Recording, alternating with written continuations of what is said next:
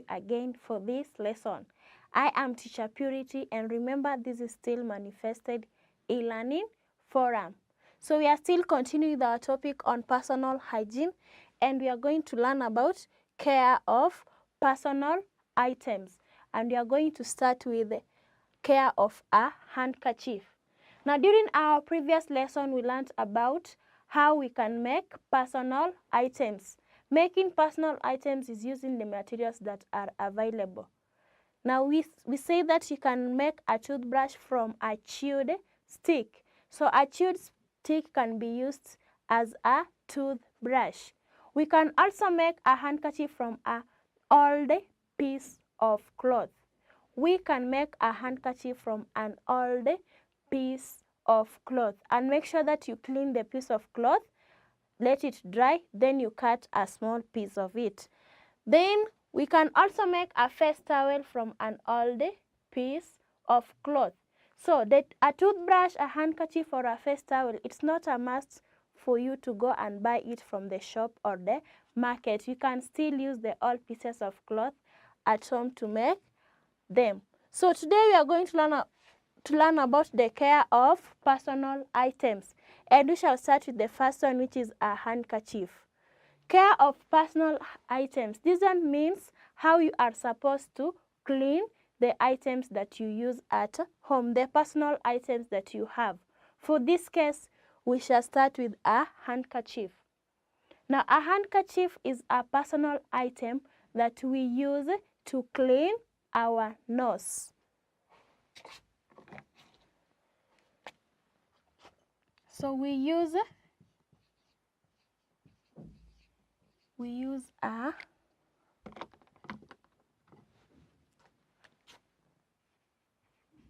handkerchief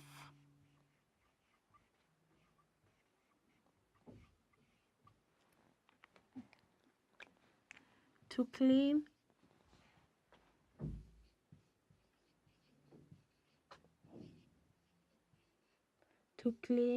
our nose.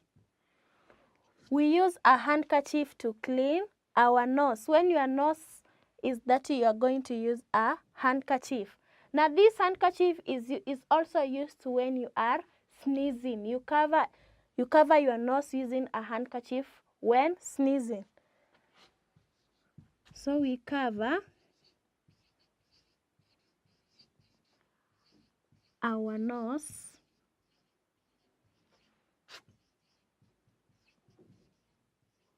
with a handkerchief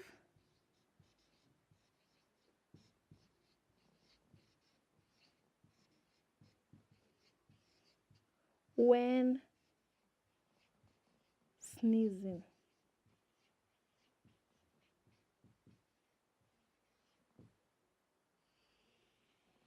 So we cover our nose with a handkerchief when sneezing. When you are sneezing, make sure that you are covering your nose using a handkerchief. Now, for instance, I have my handkerchief here.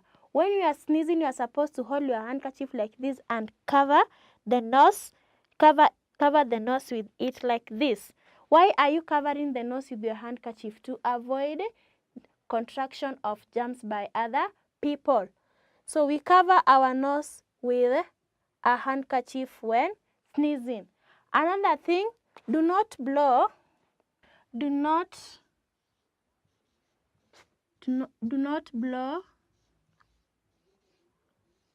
your nose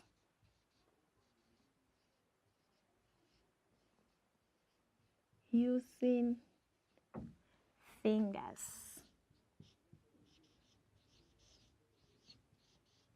So do not blow your nose using fingers. The work of a handkerchief is to help us to clean our nose. So when blowing your nose, make sure that you are using your handkerchief and not your fingers. You cannot blow your nose using your fingers. Make sure that you are using the handkerchief. Why are you using a handkerchief? Now, when you use the handkerchief, you are preventing the spread of germs to other people. So we use a handkerchief to prevent the spread of germs to other people.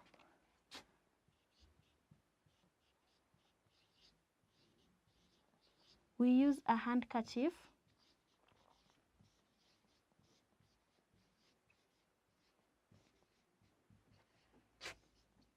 to prevent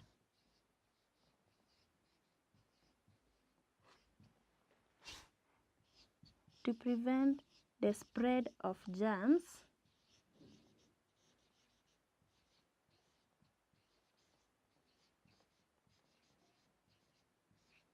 to other people.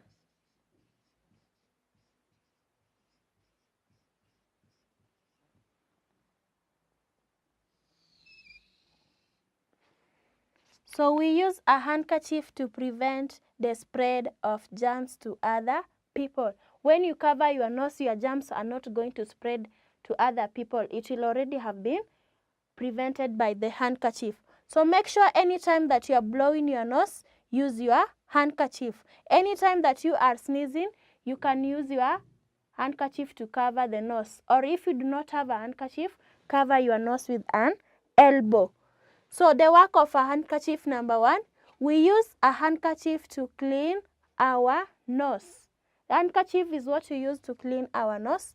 Number two, we cover our nose with a handkerchief when sneezing. If you have a cold or flu, you can sneeze, and therefore during sneezing, make sure that you are using a handkerchief. Number three, do not blow your nose using fingers. Blowing your nose is when you are removing mucus from the nose. So do not use your fingers when blowing the nose. And lastly, we use a handkerchief to prevent the spread of germs to other people. That is the reason why we are using a handkerchief, to prevent the spread of germs to other people. Always remember that you are not supposed to share a handkerchief. A handkerchief is a personal item. Remember, personal items are not supposed to be shared. So it is the same with the handkerchief. Your handkerchief cannot be used by any other person. Neither can you use another person's handkerchief. So these are the uses of a handkerchief. Make sure that you master them. In our next lesson, I shall teach you on how we clean the handkerchief. Make sure that you attend and come with your handkerchief so that we can be washing along. Meanwhile, I'm going to give you an assignment. Copy the questions in your exercise book and make sure that you answer them.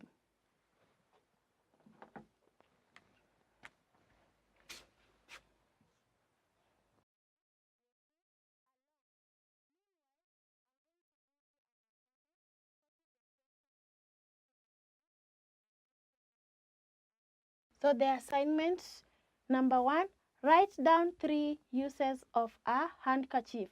So you write for me the uses of a handkerchief in the blank space A, B, and C. And question 2, draw and color a handkerchief. You'll draw and color for me a handkerchief. So copy the questions and make sure that you are answering them. And after finishing to answer your work, go through it just to check if there is a mistake that you've committed or something that you have left out. So hope to see you in the next lesson. Have a wonderful time.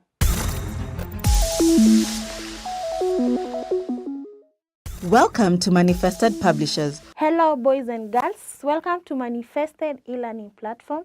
I am Teacher Purity and I'll be teaching you English activities for grade 1. Now allow me to welcome you to this class. Most of you are very excited, you are anxious, you want to learn more in this class. So let's talk about English activities as a subject in grade 1. In English activities, we shall learn about sentences, we shall read stories, there are lessons that we shall require to draw, others we shall even have some roles to play. So make sure that you are enjoying learning English and do not miss out on any lesson. To start, we shall have our new topic, which is about a new class. And under a new class, we shall learn listening and speaking, meaning that for this lesson, we are only going to listen and speak. Listening means when I'm giving out instructions, you are following. When I tell you to participate, you can as well participate in the lesson. And under listening and speaking, we shall look at a picture and talk about the pictures. Then later, we shall have other things to talk about. Now, for listening and speaking, we shall talk about things in our class.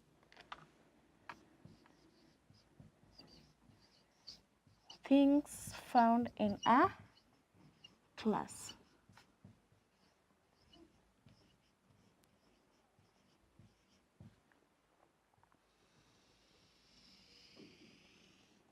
Things found in a class. Let me take you back. When your very first day in school, how did you feel? How did you react? The very first you are brought to school by either your parents, your aunt, your father.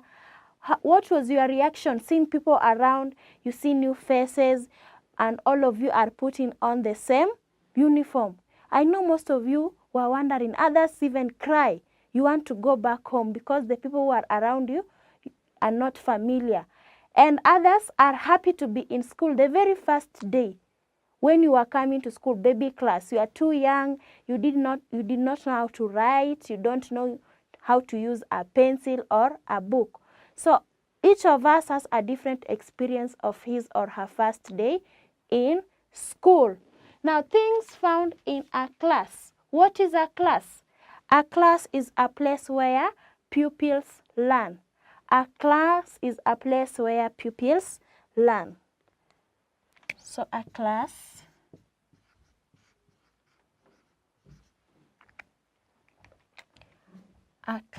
is a place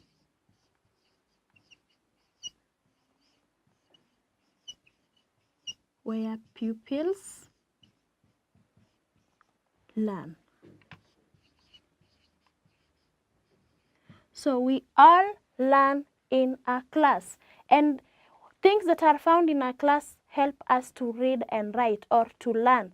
So a class is a place where pupils learn. I'm going to show you a picture of a class, then we shall talk about the picture. Now the picture is on the second page of our English textbooks. Now look at the picture. So let's talk about the picture. What can you see in the picture? Now, can see there is a blackboard, and on the blackboard we have a teacher. Probably she might be teaching the children or the pupils. Then we also have a table and a chair for the teacher in front of the class. Now the dustbin. Remember that a dustbin is a place where we dispose waste, and in a class we have waste of papers, chips of pencil. So the learners or the students throw the waste in the dustbin. Then the learners are seated on desks and chairs, and beside some of the learners they have their bags, and the bags they put in their exercise books. We also have exercise books, of course, on top of the desks. Some of the learners have exercise books on top of the desks. Some of them are holding pencils, or rather pens. They are holding pens or pencils. They will use it to learn. So that's what we can see in the picture. The picture that has been shown here is just an example of how a class looks like, or some of the things that are found in a class. Remember, things that are found in a class help us to read and write, or rather to learn. So you can't say that a teacher is a thing or a learner is a thing. No, a learner or a teacher, these are people. Therefore, they are not things. So those are some of the things that are found in a class. Now, let me take you back to your own class, back to your school. What is found in your class? Can check around the class and think of some of the things that are found in your own class, not in the class that you have seen in the picture. So whatever you are seeing in your class is what is found in any other class and in different schools. So let's list down some of the things that are found in a class. So examples.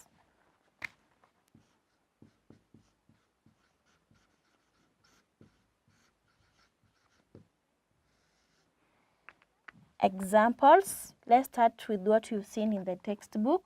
We have blackboard,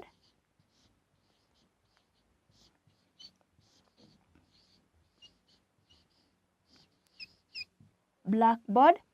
The teacher writes on the blackboard. Then we have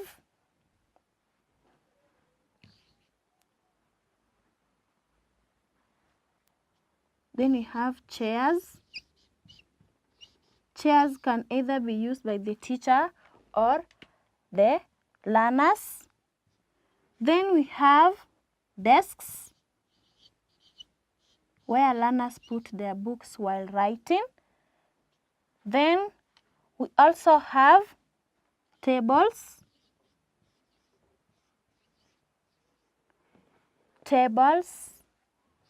And of course, because the learners are using the tables to write while the teacher uses the table to mark learners' work or books, the learners have exercise books where they write. So we can also have exercise books in a class. The learners write in an exercise book while they read a textbook. So textbooks are also found in a class. What else can we find in a class? We've seen that the class has a dustbin for disposing litter. Dustbin. We also have pencils.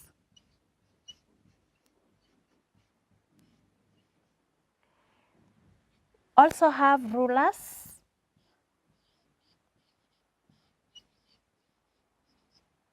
Then on the walls of the class, a teacher can hang some charts for you to read, and many, many more things. So these are just some of the things that are found in a classroom. We have a blackboard. Now a blackboard is always used by the teacher when he or she is teaching, and teachers use a piece of chalk to write on the blackboard. We also have whiteboards, where we use what we call a whiteboard marker to write on the board. Now whatever I have in my hands is what we call whiteboard marker. We do not use a chalk on a whiteboard.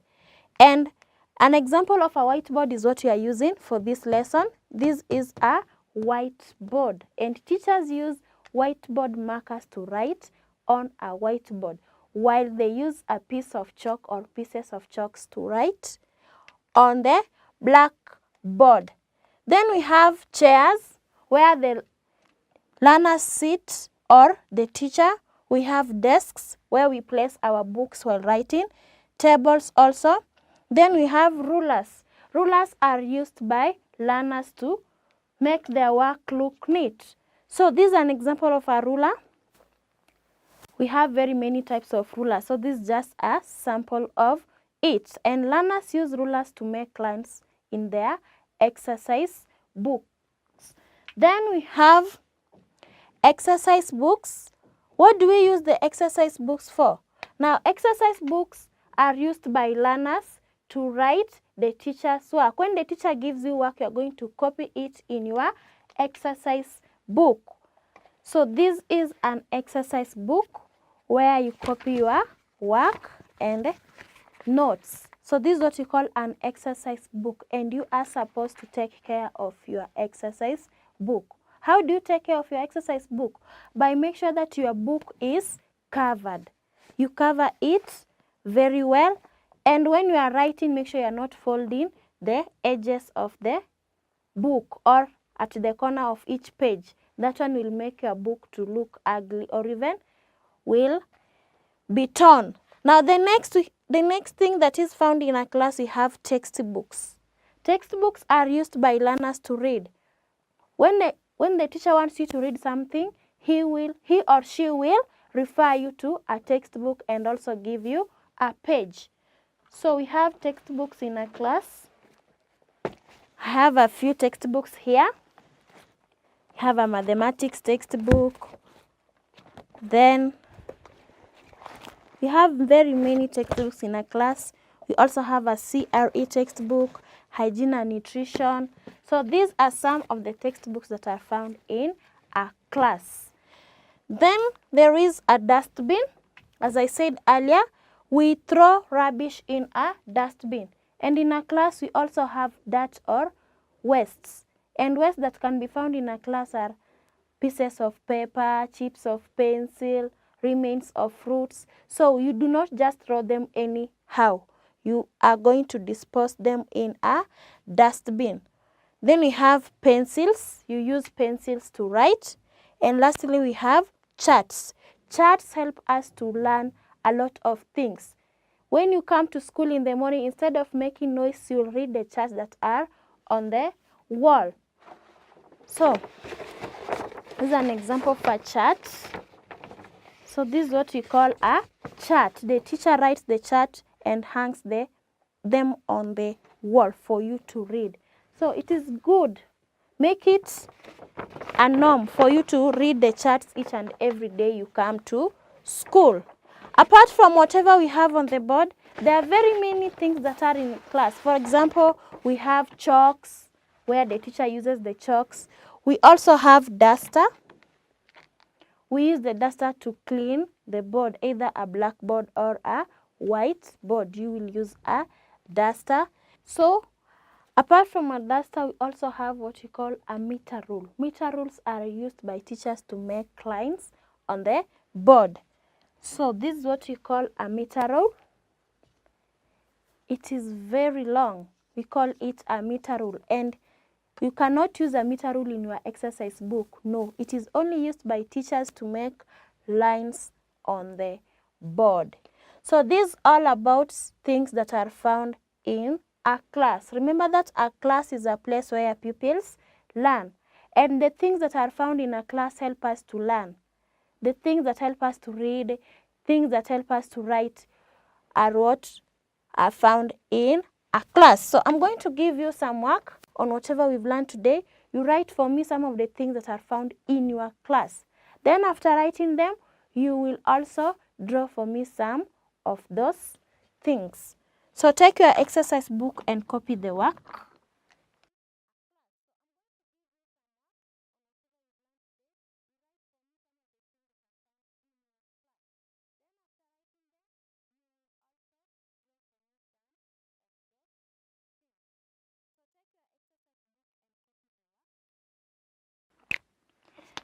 Now, the exercise, the first question reads, write down 3 things found in your class.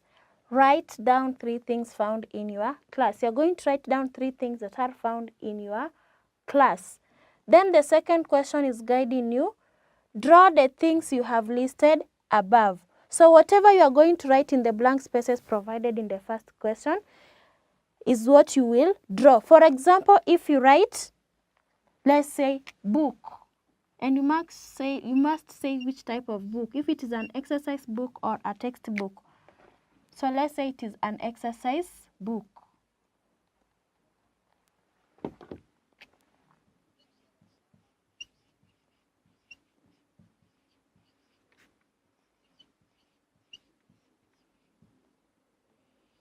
So exercise book, you will come and draw an exercise book in the second question. So answer the questions number 1 and 2. Remember to draw, and as you draw, use a pencil that has a good font. Hope to see you next time.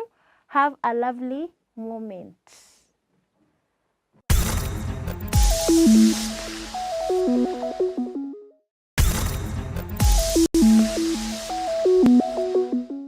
Hello learners, welcome today to session 3 or lesson 3 where we want to look at long run analysis of costs. Long run analysis of costs. Long run analysis of costs. So in the short run, we said that this is normally a period where at least one factor must be fixed and the other should be variable. In the long run is where all factors can be varied, and therefore we do not have any like law of diminishing returns to variable factor, because we are assuming that all factors can be varied. Varied meaning we can interchangeably vary the proportions of different factors. Why? Because they will not remain constant, as in the case of short-run analysis. So what operates in the long run is the economies or these economies of scale. So when the firm factors can be varied, the firm can either experience economies of scale or diseconomies of scale. So in this lesson, we want to look at economies of scale in relation to internal economies of scale. So what are economies of scale? Economies of scale are simply those advantages that a firm enjoys after it has expanded. We normally have what we refer to as an optimal size of a firm. And an optimal size of a firm is simply that efficient size that a firm can have so that it's able to produce at the minimum or the lowest production cost per unit, so that it has no option of either increasing or decreasing its level of output. So in that case, we say that the firm is operating at its optimal size. And that's when economies of scale will come in. So in economies of scale, we want to begin with internal economies of scale. So what are internal economies of scale? These are those benefits, or I refer to them as advantages, that a firm can experience that are coming from within. They have nothing to do with the outside. What are the happenings that are happening in the organization, like when the firm has expanded, that can be a benefit to the firm? That's what we refer to as internal economies of scale. So they are as follows. We have what we refer to as technical economies of scale. So technical economies of scale, like when a firm increases in its size, it is normally able to use sophisticated or modern technology. And when it is using modern technology, it will be able to increase its level of output than that firm that has not expanded. And under technical economies of scale, we have such benefits like what we refer to as indivisibilities. So what are indivisibilities? Indivisibility is simply where a firm is able to take advantage of a process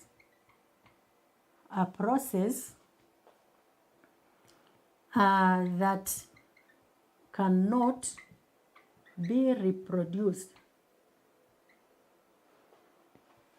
on small scale.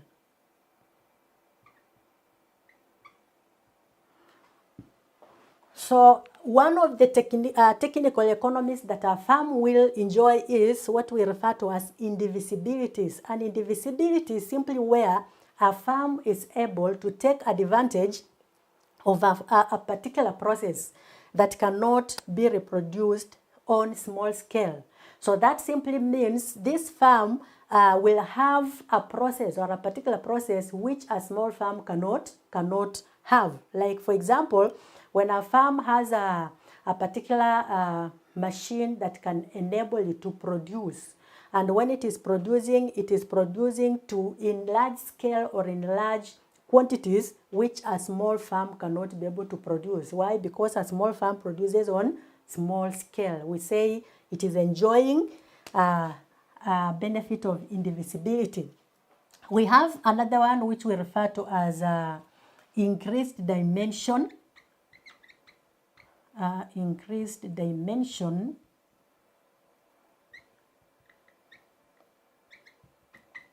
increased dimension is where a farm can increase its equipment, can increase the capacity of its equipment so that it is able to produce a larger output without increasing costs. That is increasing without increasing production costs.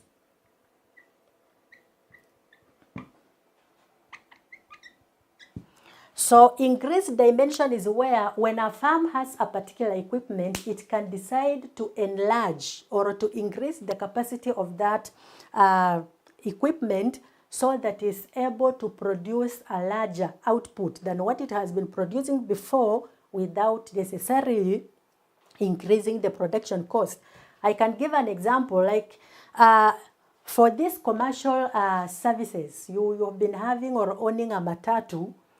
A matatu has one driver, and then because your business has enlarged, you now decide to bring in a bus. So a bus still will need one driver, but the capacity is more large than that of a matatu. So in that case, that benefit is called increased what? Dimension. You are producing more, but you are not necessarily increasing the production cost. And if it is there, then it is very minimal. And then number 3, Roman 3, still part of technical economies of scale, we have another benefit of linked processes. So linked processes is simply where a farm can link up its processes that can enable it minimize its costs. So linked processes is where, like, we have farms that buy raw materials, and once they buy those raw materials, they use the raw materials in the production of goods and services. And then once they have produced goods and services, they again market for those goods and services before they are sold. So linked processes is simply where a farm can decide to supply for itself raw materials as well as produce the goods. It can even go up and do the marketing by itself so that it is reducing costs such as fuel cost. You don't need to get raw materials from another supplier, bring them before you produce. You simply have a portion where you are supplying raw materials. So instead of buying them from outside, you simply use what you already have, and then you will be able to do what? To produce using minimal costs. Why minimal costs? Because we will cut costs to do with transportation, etc. Those are called linked processes. And then we also have another one still on technical economies called specialization.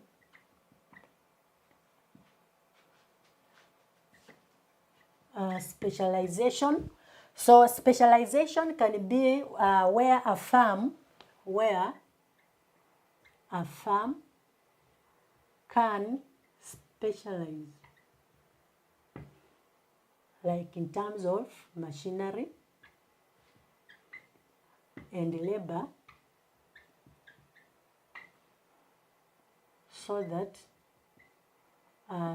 it produces what's quality, so that it produces what is quality. So specialization is where a farm can simply decide like to specialize on a particular machine. So it buys a special machine that will enable you to produce what is quality, or have a specific class of workers who are able to help in production of that which is quality. So like when we talk of competition, what happens, because they will be producing what is quality, their products will be more competitive than of those other farms. And then we can also talk about research, still under technical economies. Research is like when a farm has grown, it has an ability of conducting a market research. Like whenever it wants to introduce a new good or a new product, it can be able to know what are the needs, what are the tastes and preferences of the people before it can design and produce what is to satisfy the need of its customers, which may not be so with small farms. So research is where a farm will be in position to conduct a market research,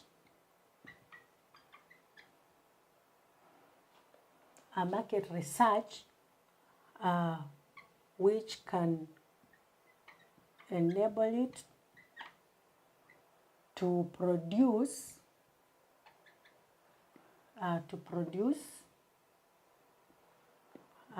that which satisfies its customers. And when that happens, that means profitability of the farm will increase. When customers are satisfied with what you produce, they will buy more, and when the more they buy, the more you'll do what? The more you will make profit. That was number one. Then number two, we have what we refer to as financial economies. So financial economies is where when the farm grows or enlarges, it normally has more in terms of assets. And for example, whenever it wants to raise like a loan or funds from a financial institution, it is in proper position to provide security or what we refer to as collateral. And because of that, they will always raise funds at a lower rate, like in terms of interest, than those that are small farms. So financial economies is where a farm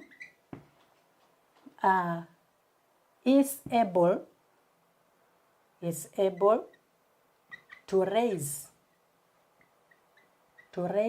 funds from financial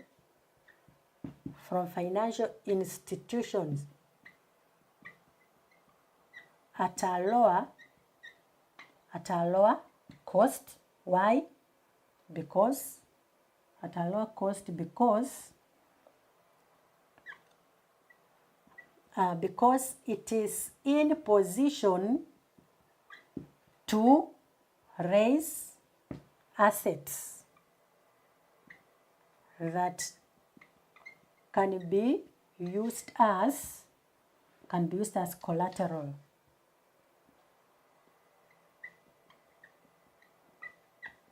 That can be used as collateral. Then number three, we have marketing economies.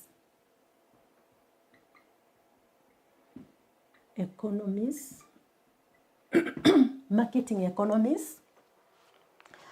So marketing economies is where when a farm expands, it will be able to like take advantage in buying in bulk. When a farm buys in bulk, it will enjoy quantity discounts. And when it enjoys quantity discounts, it means that it will be buying at a lower cost than what others will be buying at. And therefore, it will be always saving in terms of purchase. And then it can also enjoy economies to do with packaging. When it is packaging in large quantities, it is more cheaper than when packaging in small quantities. And then when it comes to selling and even distribution, it will have that advantage. So marketing economies, these are normally in the form of like buying in bulk, buying in bulk. This enables the farm to take advantage of quantity discounts. Hence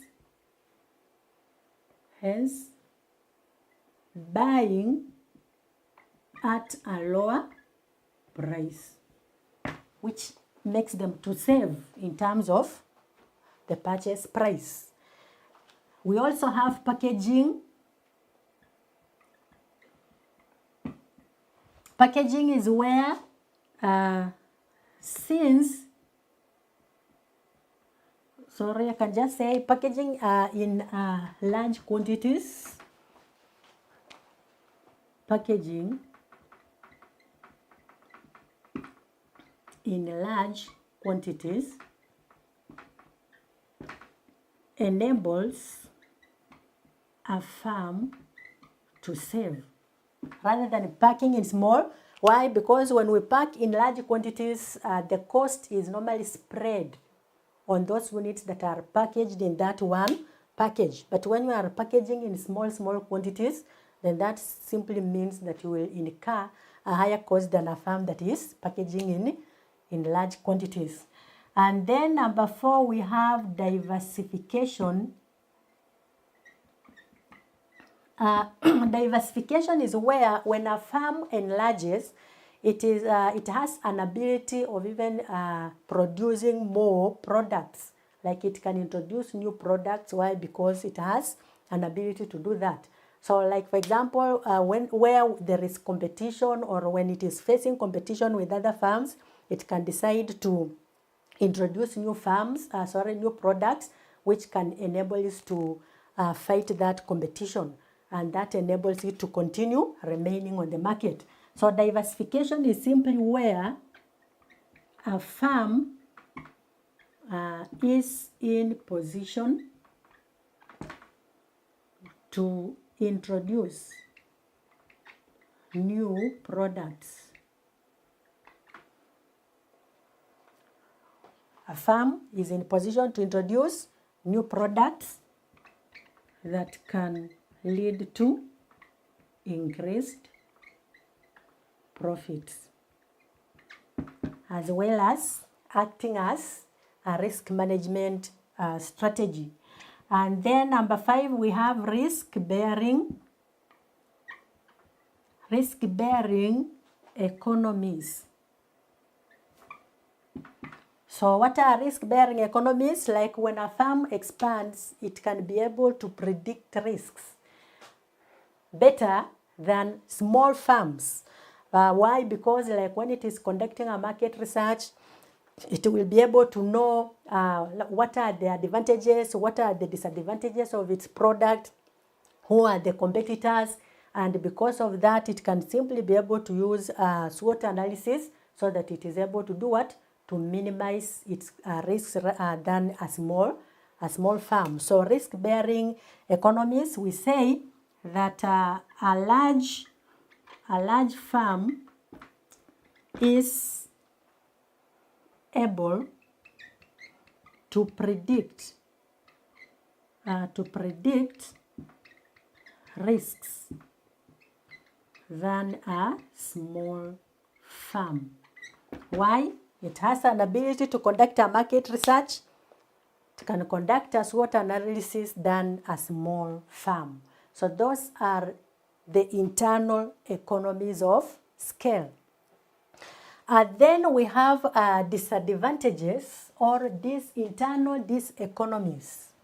Can look at that shortly. Internal diseconomies of scale.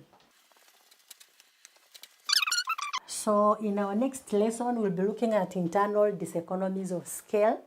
So learners, have a good day.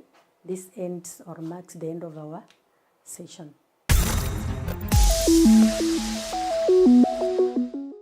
Welcome to Manifested Publishers. Welcome back to Manifested e-learning platform. I am still Teacher Purity, and I'm still taking you through English Activities Grade 1. This is Lesson 3, Unit 1. Now we are continuing with the sound A. We had already introduced ourselves to sound A during the previous lesson. So welcome again and make sure that you are paying attention, because at the end of this lesson I will require you to read more words or even name more words that have sound A. Now we said that there was a tough sound A either at the beginning or in the middle. And in the previous lesson we looked at a few examples. So we are going to learn more examples of words that have sound A. So let's quickly go through the examples. Now, examples of words with sound A.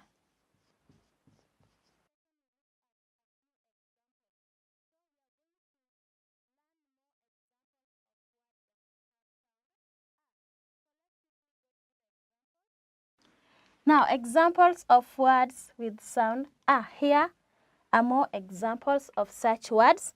And in these words, we have others that have sound I in the middle and others at the beginning. So let's start by reading the words. I will read them as you listen, then I shall guide you on what to do.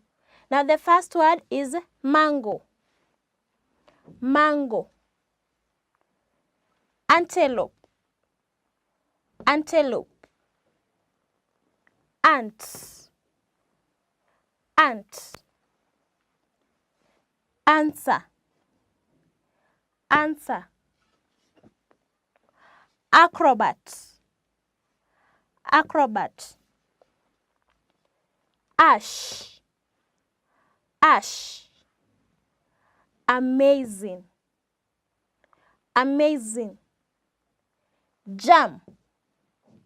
Jam. Actor. Actor. I shall start again. Mango. Antelope. Ant. Answer. Acrobat. Ash. Amazing. Jam. Actor. So I want to read the words as you repeat after me. The first word, mango. Mango. Antelope. Antelope. Ant. Ant. Answer. Answer. Acrobat. Acrobat. Ash. Ash. Amazing. Amazing. Jam. Jam. Actor. Actor. Now these are examples of words with sound A. We just add in more on what we had already learnt. Now the first word is mango. Of course, a mango is a fruit, and a ripe mango has a sweet taste. Then we have antelope. An antelope is a wild animal. Then we have the word ant. Who is an ant? An ant is the sister to your mother or your father. Your mother's sister or your mother's sister or your father's sister is your aunt. Then answer. Answer is a feedback you give after you've been asked a question. For example, if I ask you, what is your name? Then you tell me my name is Mary. Now, my name is Mary is an answer to the question I asked. Then there is acrobat. Who is an acrobat? An acrobat is a person who practices acrobatics. When you go out during events or when you visit showrooms, you always have these people we call acrobats. They do very complicated exercise and tactics. Then we have ash. Ash is the remain of firewood. When you cook and the soft part of the fire that has already been burnt is what we call ash, and ash is gray in color. Then we have amazing. something that is amazing. It's something that is very pleasing. It is pleasant to your eyes. It makes you feel good. Then jam. Jam, we have jam that we apply on our bread when you want to take your breakfast. You can prefer to apply jam on the bread. Or we also have what we call traffic jam, when there is a lot of vehicles and they are not moving, or rather they are moving in a slow motion. Then the last word is actor. Who is an actor? An actor is a person who performs different things. For example, drama. We have different actors who act local movies and even international movies. We call them actors. So these are just more examples of words with sound A. Now let's look at the exercise, or rather the assignment I gave you in the last lesson, where you are required to read the following words. And the words are here. So read the following words.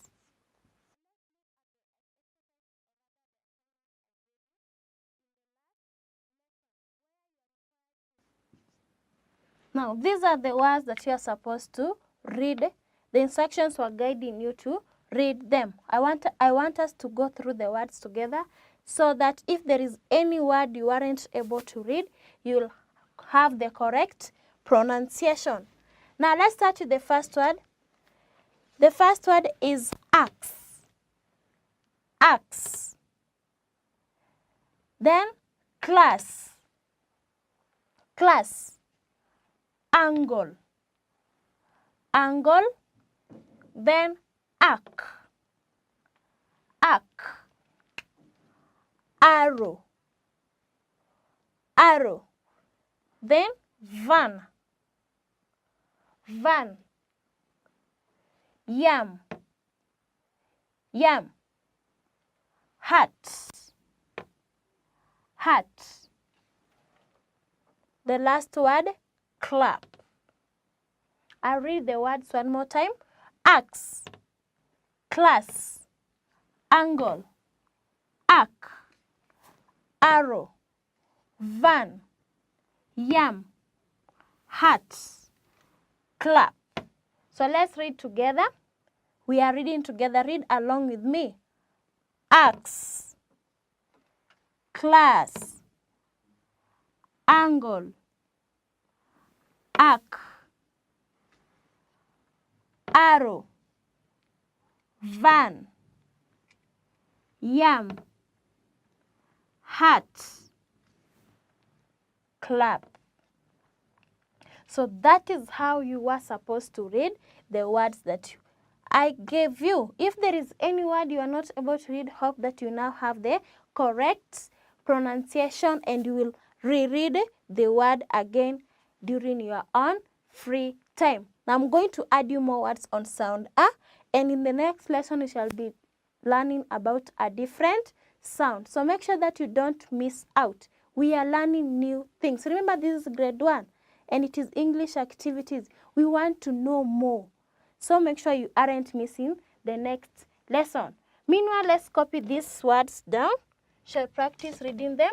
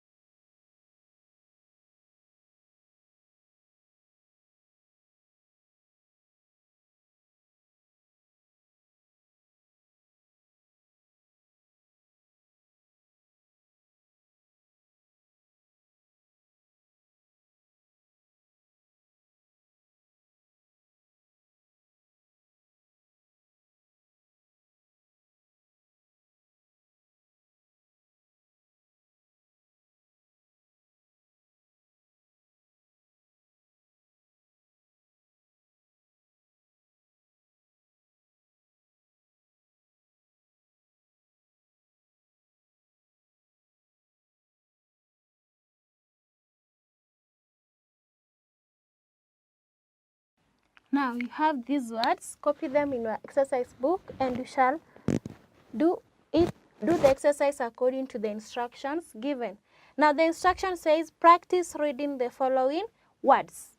Practice reading the following words. The words are here. They are 8 words. Make sure that you are copying them in your exercise book and also reading them. Thanks for being good listeners. I have been Teacher Purity. Enroll your child with the Manifested e-learning platform and see their grades grow tremendously. These videos can be downloaded to a laptop for offline viewing or viewed from a smartphone in a course-friendly format. Hi everyone, and welcome to Business Studies lesson. The topic is business and its environment. In our last lesson, we discussed the various reasons why people engage in business. Today we want to discuss the various business activities that people get involved in. So the subtopic is business activities. So we have this subject is business studies. This is Form 1 work, and the subtopic here is business activities. Business activities. That's what we want to learn today. Business activities. People carry out different business activities in order to earn income. That's what we learned last time.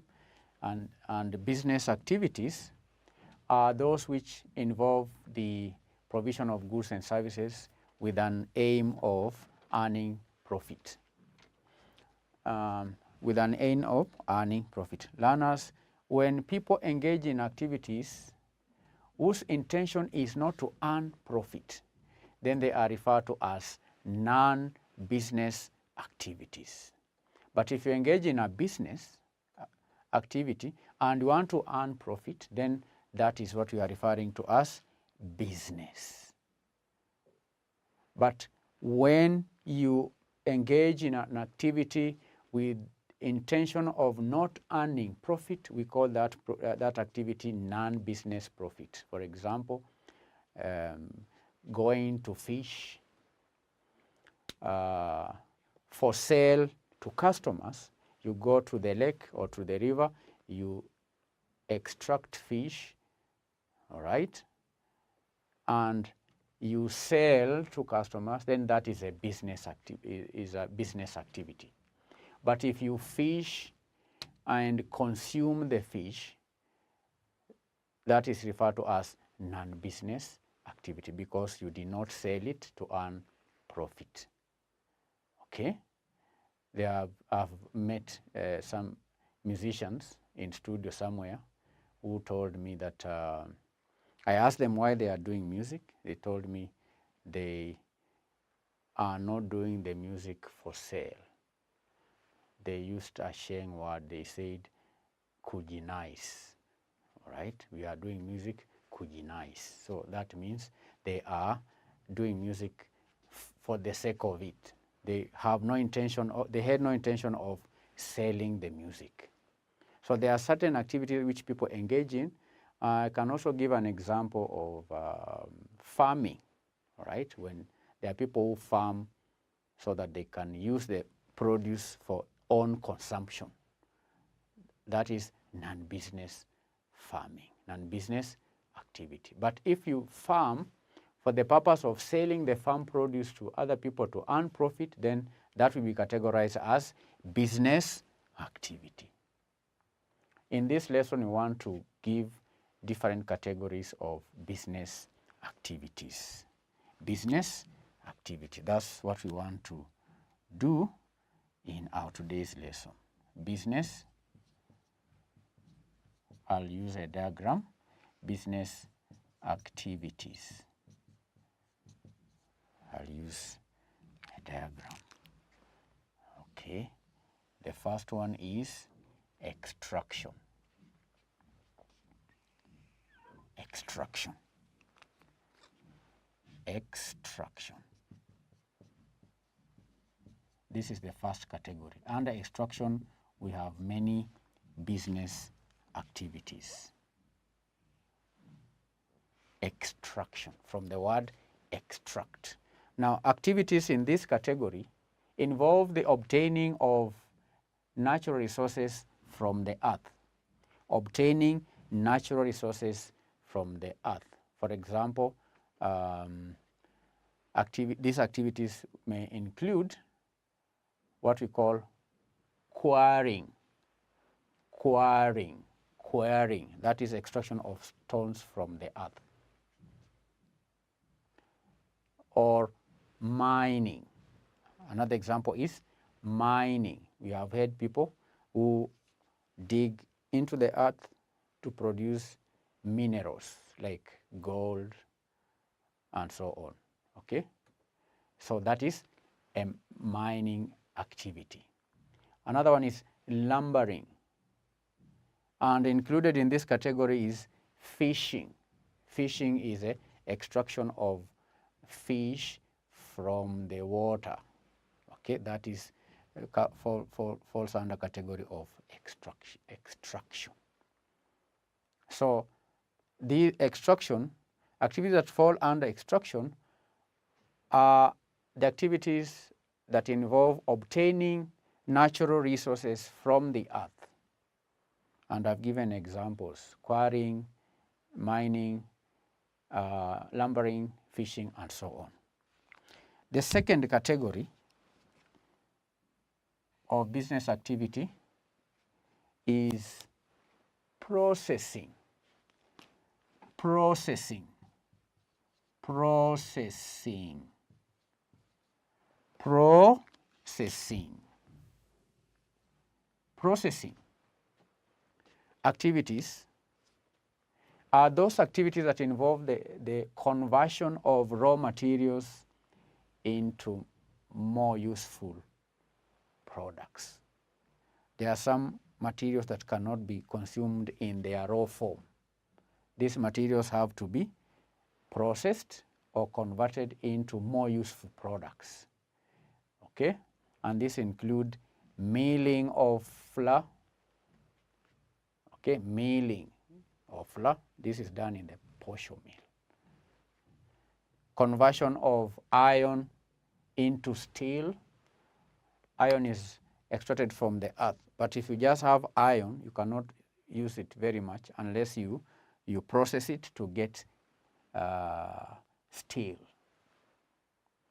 There is also turning of skins and hides into leather. Okay? Skins, when skins are taken from animals, may not be very useful until they are turned into leather. When you have leather, you can now produce products like belts. We have leather jackets. We have leather shoes, and so on. So that is processing. You can also include under processing the refining of oil. When you have crude oil from the ground, that oil can be more useful if it is refined oil. So that's another category of business activities. Extraction, processing. We want to discuss a third one. The third one is manufacturing. Manufacturing. Manufacturing. Manufacturing. I have another friend who says manufacturing. Manufacturing. All right? But the correct pronunciation, the right pronunciation is manufacturing. Manufacturing. So activities in these categories involve changing of raw materials into goods in their finished form. Okay? Such activities include bread making, cement making, car manufacturing, and so on. These are all business activities. Those who bake bread, okay, bread baking, they are doing it, most of them do it for business activities, though that can also be done for home use. We have cement making. Cement making is done for business activities. I'm yet to meet someone who does cement making just for the fun of it. It's very rare. I've not seen it, that someone can manufacture cement just for the love of it. Because you see, manufacturing cement is that process is expensive. So people who manufacture cement, they do it for business, including those who manufacture cars. You don't just manufacture car for the love of it or for home use. When you do manufacturing of cars, because it involves a lot of capital, then you may want to have return on that capital. You want to recoup or recover the invested capital. So manufacturing. Another activity is construction. Construction is another category of business activities. This involves the building of structures such as ships, big structures such as ships, aeroplanes, houses. Houses are a big structure, bridges, railways, roads, and so on. Okay, construction. Those who build roads, they engage in business activities. Those who build aeroplanes, houses, construction of houses, construction of bridges, construction of railways, and so on. That's another category of business activities. Then another one is distribution. Distribution of goods. Distribution of goods.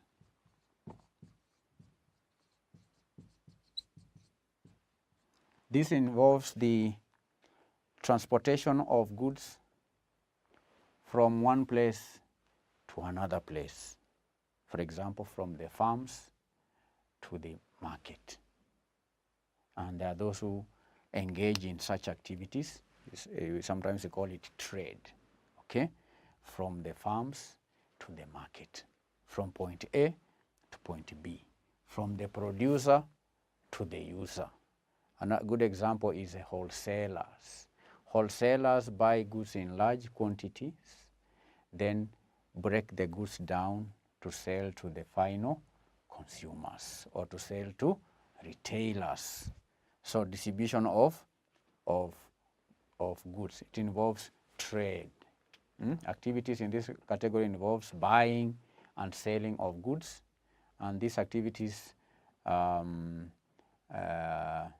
such as selling, we are talking about, for example, selling clothes, operating shops, selling meat, okay, buying and selling meat or vegetables or milk and so on. Distribution. Distribution of goods. Then we have services. Learners, other than just goods, we have services. Services. Activities in this category of services involve human acts, which could be mental or physical, such as hairdressing, hair cutting, teaching, entertainment, driving, nursing. All right? Other activity is car washing. Car washing. Those are services, and they may be mental or physical. Like washing a car is more of physical, and doesn't mean that the one washing does not use a mind. No, there's an element of mental, because for you to take soap and wipe on the vehicle, you need your mind has to tell you to do that. So, but it's more of physical. Most of the time, you can do it without thinking what you are doing. Okay, it does not need much concentration, like teaching, like nursing, and so on. So these are services. I've given examples of services: hairdressing, teaching, nursing, driving, car washing, entertainment, and so on. So these are categories of business activities. Categories of business activities. Number 1 is extraction. Number 2, processing. Number 3, manufacturing. Number 4, construction. Number 5, distribution. Number 6, services. I've explained and given examples. For example, here under services, I gave examples of teaching. One example is teaching. Another one we said driving. These are activities. Another one we said hairdressing. Hairdressing.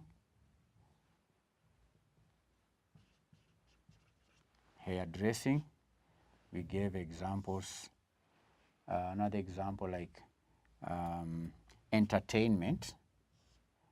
Entertainment. When you entertain people, that is a service. If you are a comedian, for example, comedians entertain people. Musicians entertain people. Dancers, when you dance, that is a service. You are not offering any product. When you dance, that's a service. When people watch you dance, they are entertained. That is entertainment. When you are driving, for example, you run a taxi, you are a taxi driver. You are ferrying people or driving people from point A to point B. You are not offering goods. It's a service. They pay you for transporting them from point A to point B. Services. When you go to a salon and you cut your hair, it's called hair cutting. When your hair is cut, that is a service. The one who cuts the hair is not giving you anything in terms of tangible. It's nothing tangible, but it's a service. Okay, hair dressing. When someone teaches you, okay, is offering a service. So teaching is a business activity because the one who is being taught pays for it. The teacher is paid for teaching so that he can also get profit. Okay, we've given examples, very many of them. Car washing is a service.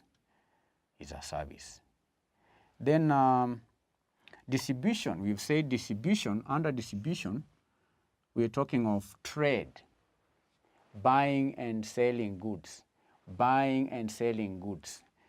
transporting goods from point A to point B. This is trade. Buying and selling goods. Buying and selling goods like clothes, vegetables, and so on. Operating shops to distribute goods. Those are activities. Under construction, we've mentioned different activities under construction. This is a category. Under construction, there are various activities such as construction of ships. We mentioned construction of ships, construction of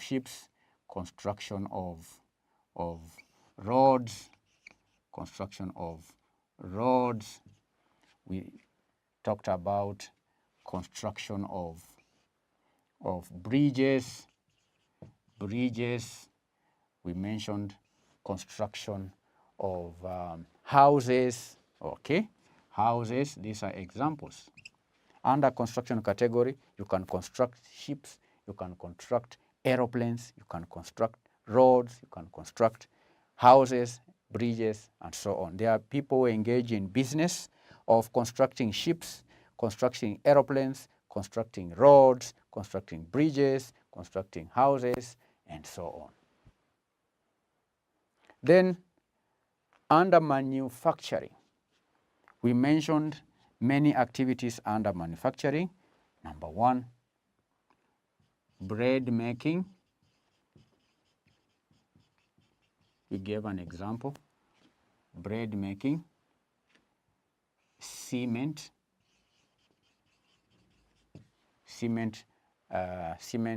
manufacturing, bread making, cement making, car manufacturing,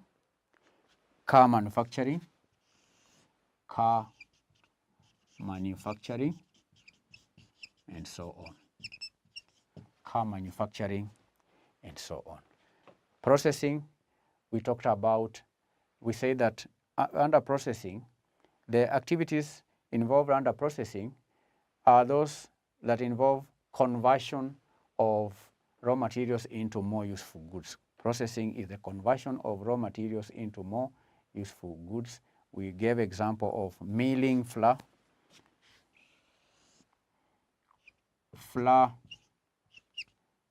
milling, okay? It may be wheat flour or maize flour or millet flour or cassava flour or sorghum flour or any flour that we use. When you mill it, then we say you've processed, okay? We talked of also conversion of iron into steel. Iron is a raw material. Iron into steel. When you convert iron into steel, then we say that is a processing activity. Processing activity. We talked of also tanning of skins. Tanning of skins. We mentioned tanning of skins and hides. Tanning, double N, of skins and hides. Tanning of skins and hides. Tanning of skins and hides. When you convert skins into leather. Okay? When you tan skin, that means you are converting it from its raw form into leather. We also mentioned refining oil. That's processing. When you refine oil, crude oil to refined oil, then you are processing. You are doing what? You are processing. That is a processing activity. Then what about extraction? We gave examples of extraction of natural resources. Extraction is done when natural resources are converted, okay? When natural resources are extracted, not converted, but extracted. When natural resources are extracted from the earth, and we gave examples of extraction activities like quarrying, okay? Quarrying, we gave example of quarrying. We also gave example of fishing, quarrying, fishing. We talked of lumbering, okay, mining, and so on. When you get minerals from the earth, then we say you are mining. That is an extraction activity. So, mining, quarrying, fishing, and so on. So these are activities that we've discussed today, business activities. There are 1, 2, 3, 4, 5, 6. 1, 2, 3, 4, 5, 6. We've discussed 6 activities. 6 activities. 1, extraction. 2, processing. 3, manufacturing. 4, construction. 5, services. 6, distribution. Do you have any question, learners? If you have any query, please, you are free to ask your questions. Below this video, there is a comment section where you can post your questions, and all your questions will be answered. That will effectively mark the end of our today's lesson, but before we take the break, I'm going to give you assignment. This is your assignment. I'm going to write your assignment here on the board. Assignment.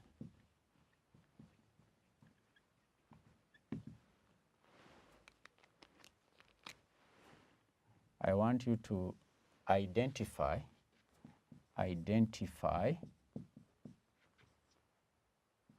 the business activities in your locality. Identify the business, or let me say the businesses. Identify the businesses found within your locality, and group them, and group them into the 6 categories of business activities.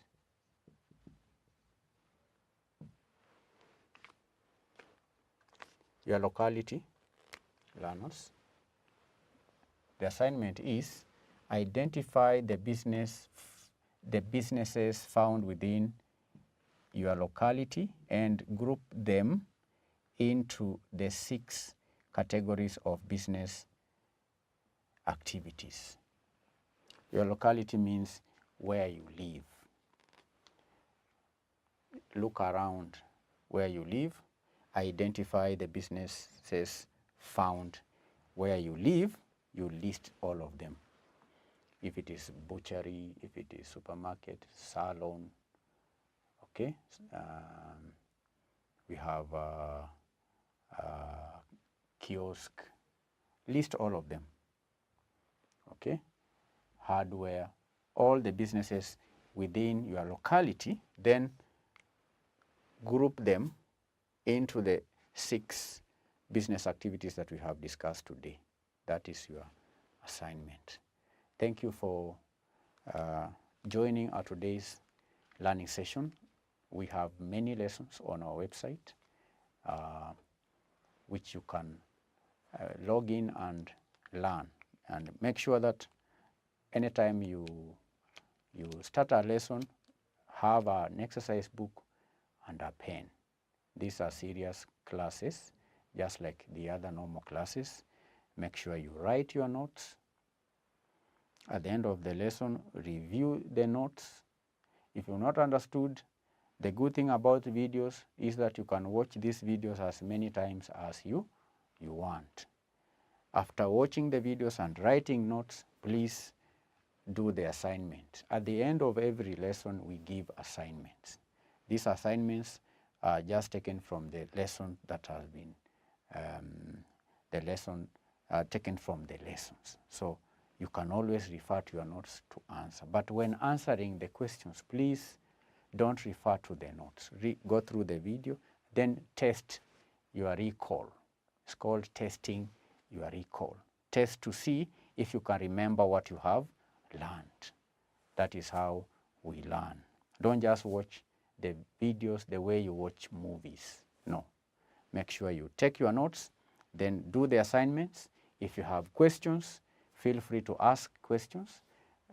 We have enough people to answer your questions. There are teachers on standby to help you do your assignments or answer the questions that you may have.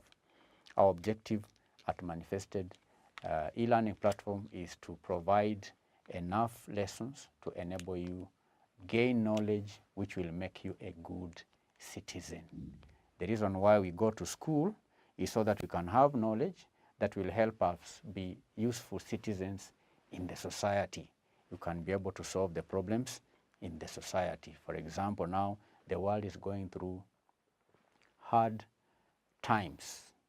There is a disease out there that has caused businesses to close, schools have closed, people are wearing masks, people are being ordered to stay at home because of a disease. So the reason why you go to school, learners, maybe you are the one who will help us in future. The doctors are working on the cure to this disease. So the reason why you go to school is so that maybe your vision is to become a doctor, is so that you can solve such problems. So it's very important for you to take your studies seriously, because when you do so, you can help the society. For example, the one who is going to come up with the cure of this disease will save many lives, because at the moment many are dying out of the disease. So learners, take your studies seriously, and God will bless you just as much as He will bless us. Bye-bye. CPA students can now access top-notch lecturers anytime from anywhere. Download CPA video lectures from www.manifestedpublishers.com. Manifested Publishers Limited is a research and teaching center that specializes in the production of learning materials and private online tuition for primary, secondary, tertiary, and university education. Sign up as a new customer at www.manifestedpublishers.com. Fill in the required credentials, full name, email, phone number, and password. Click on Sign Up. Enter the code received on your phone or email address for verification of your account, then proceed by clicking on Confirm button. Your account is ready for use and you can watch some free videos before you purchase. To get access to complete videos, use the following steps to buy. Click on View All Courses. Select the course you want to subscribe to. Click on the subject you want. Click on Buy this subject. The selected subject will be added to cart. Place or hover the cursor on cart or total amount and click on Checkout Now to proceed. Click on Lipa na M-Pesa and proceed to pay. To access your lessons, place the cursor on your name, then click on Subscriptions. To download videos for offline studying, click on Watch Offline.